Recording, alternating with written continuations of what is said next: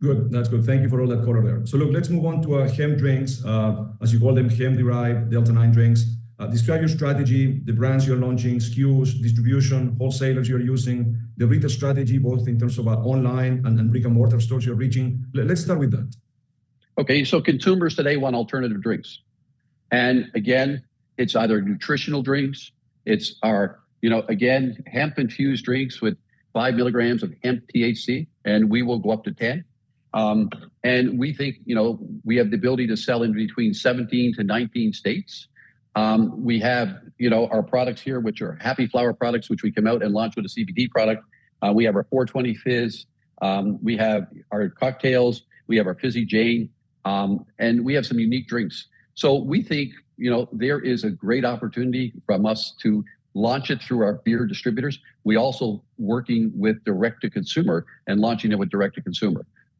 So 17 to 19 states, there's lots of discussion out there of where this can go. And I got to tell you, it's a great product with 5 milligrams, of hemp THC. We sell today 9 to 10 million cans, and that's our forecasted. We don't sell it today, our forecast for the year, of THC infused drinks from Canada, okay? And you come back and we read lots of, notes out there in regards to, millennials not drinking today. But what they are drinking today is hemp-infused drinks, cannabis-infused drinks. They are drinking out their nutritional drinks, and we need to be in that category. And I'll talk in a little while, in regards to our non-alc drinks. We'll talk about our Liquid Love. We'll talk about some of our energy drinks too. And again, the other thing that's happening out there today, those that don't want to smoke, those that don't want edibles. Listen, how big is the drink category? The drink category is trillions of dollars in size, okay? Yeah. So come back and think about it. What is a big category? And you think about where Tilray is situated today. We have 10 manufacturing facilities. We have 700 beer distributors out there. We're in retail in over 17,000 accounts. We're in about 7,000 accounts, at convenience stores and gas stations. We're on tap. Just think of the opportunity for us in beverage category that is tremendous. And again, not knowing where cannabis is going in the U.S. Right. But let's just stay on what you call HDD9, right? Do you have an estimate right now in terms of how big is the market? There's numbers from Whitney Economics, very big numbers. There's much smaller numbers from the Brightfield Group. Where do you guys end up roughly in terms of the market size right now for what we call hemp-derived Delta-9 drinks? Listen, there's lots of numbers out there, and until we see what states allow it and the stability of what stays out there, we don't have any forecasts, and we've not given any guidance in those numbers. I think what's important is we get the distribution.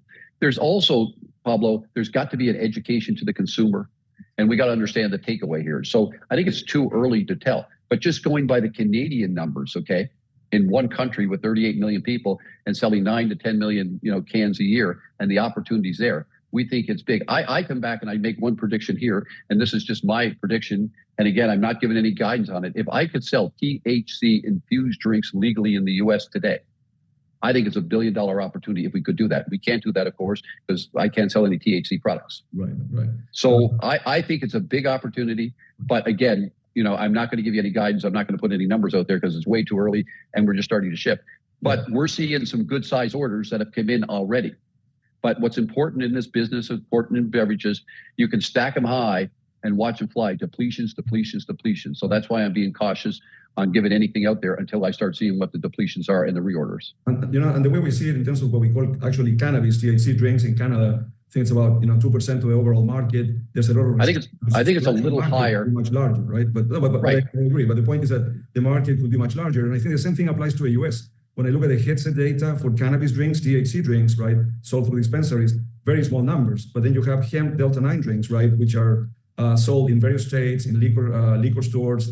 You can order online. I mean, I won't say the brand, but I've ordered 2 or 3 different brands online, and the product is literally left outside my door. I don't need to sign anything. There's no age gating. I'm not saying that will apply to Tilray, but I would say the hemp-derived Delta-9 drink market is probably much larger than what we would call the traditional THC cannabis market, in part because of, I guess, a broader distribution. So I guess a follow-up question for you. But just on that too, let me just back for 1 second. We have a 45% of the market share in Canada today. And with that, if you come back and look, in Canada today, THC infused drinks are mostly sold within cannabis stores. Just imagine if that changes and you could go into beer stores or you could go into convenience stores and you ultimately could go into a bar and buy it on tap, how big an opportunity that is for us. So that's one of the frustrations today within our business. If we could do everything that, the consumer would want. If we weren't paying $150 million in excise tax, I didn't have a $200 million price compression. That changes a lot of the economics within Tilray today. So we're dealing with a lot of constraints that are put on us from a regulatory standpoint, from an excise tax, and where we can sell our products. Right. But just again, staying on US hemp-derived Delta-9 drinks, which is a segment you're entering now, are you too late to the party, or is the market still very fragmented? To me, there seems to be some very well-established brands, but still maybe very fragmented, lacking distribution. You have a much stronger distribution network. How do you think about that? I won't say anything about the brands, but they're well-known out there. Go on. So number one, I don't think I'm too late to the party. You heard what I said before. I have 700 beer distributors. I sell 15 million cases of beer a year. Right. So I have manufacturing capability. Today, we're outsourcing it. We're not doing it ourselves.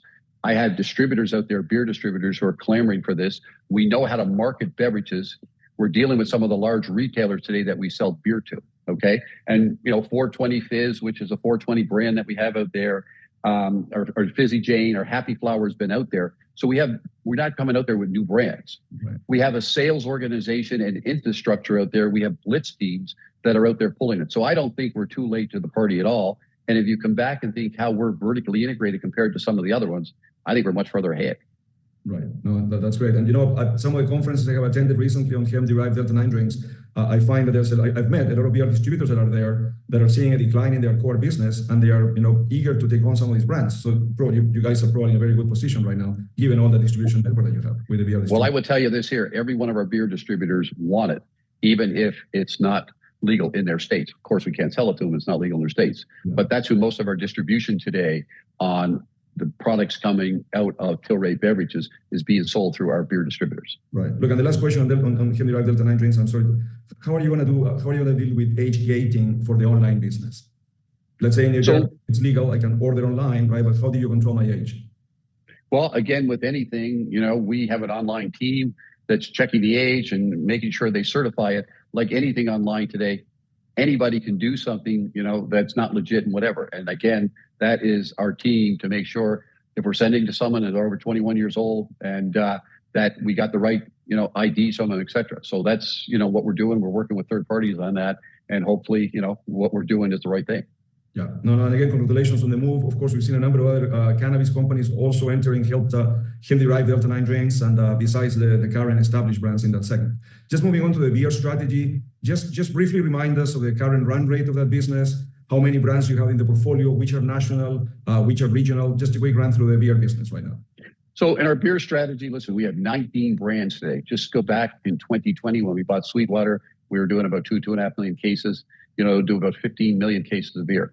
We have 10 manufacturing facilities. We have about 700 beer distributors out there today. And we have something that's unique, 20 brew pubs and restaurants that we're integrating into the strategy where we bring people together. We have occasions where you come with your family, with your date, with your spouse, enjoy good food and enjoy our beer. And again, it's a memorable occasion. And hopefully when they have a good occasion with us, they'll be out purchasing our beer. And part of that is we're marketing our product, putting new products into those brew pubs, a lot of innovation. And we're getting good data back because we get a lot of, names from Toast and, we get your email address and everything to find out about your experience. And we're focused on innovation. We're focused on newness. We're focused on getting good information back what the consumers are enjoying. And that's coming from our brew pubs. Also, we're selling a lot of merchandise. It's great for people to buy our merchandise and pay for it and walk away with Sweetwater or Montauk on it. So that's a big part of our brew pubs.